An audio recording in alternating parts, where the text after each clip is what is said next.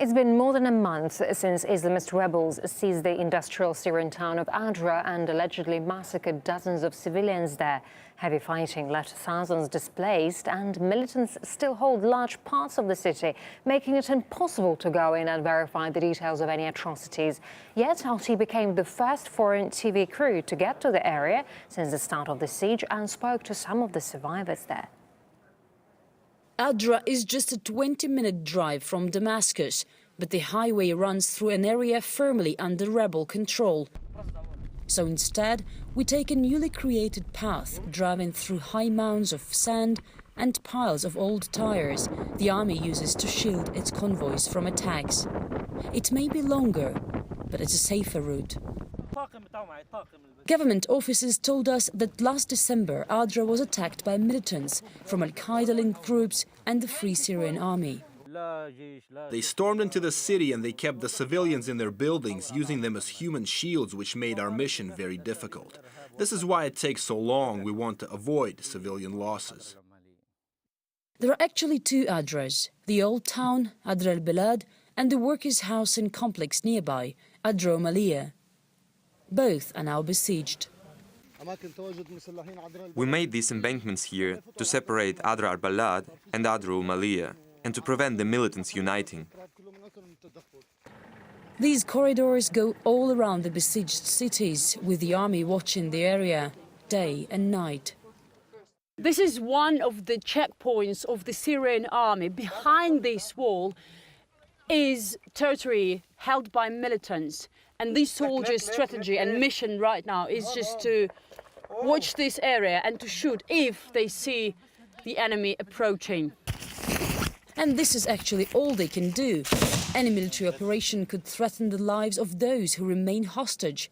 And with no access inside, it's impossible to tell just how many there are.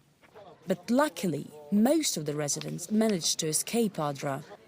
We meet some of them 2 kilometers away. They shelter around what used to be a large cement factory. This boy tells me he doesn't go to school anymore. We're displaced because terrorists attacked the city and we had to escape. They occupy it and we cannot go there. The roads are blocked. He says his father is a government employee. This is why it was dangerous for his family to stay. We ask Ziad where they live now. Ziad's mother appeared from the darkness of a room barely 10 square meters in size.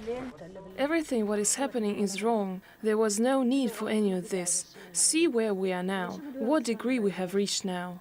It's a question that many here are asking. These children haven't seen their mother for a month already. Seriously ill, she couldn't get her medicine due to the siege. With her condition deteriorating, she was sent to a hospital far from her family. We were living in peace, and now where are we? I wish peace would come back to all of Syria. A month later, it's still not clear exactly what happened in Adra. Most of those we talked to here in this camp fled before the militants arrived, but occasionally we meet some who didn't escape so quickly. They were looking for anybody serving in the Syrian army, and I saw the bodies of the Syrian soldiers beheaded at the sewage system. We were in a group of about 20 people. They were picking us 3 at a time and killing us. I saw with my own eyes people stoned. I still see them in my nightmares. They cut drinking water and they prevented the bakery from working for us. And young children were about to die from a lack of water. And they threatened us with machine guns. Adra, once an important industrial and peaceful city, has become yet another Syrian battleground for weary forces, whose 3-year-long confrontation has left well in excess of 100,000 dead and millions displaced. And yet it's another place where no side looks able to win. And it's the ordinary Syrian people left paying the price. Marif Noshnati from Adra in Syria.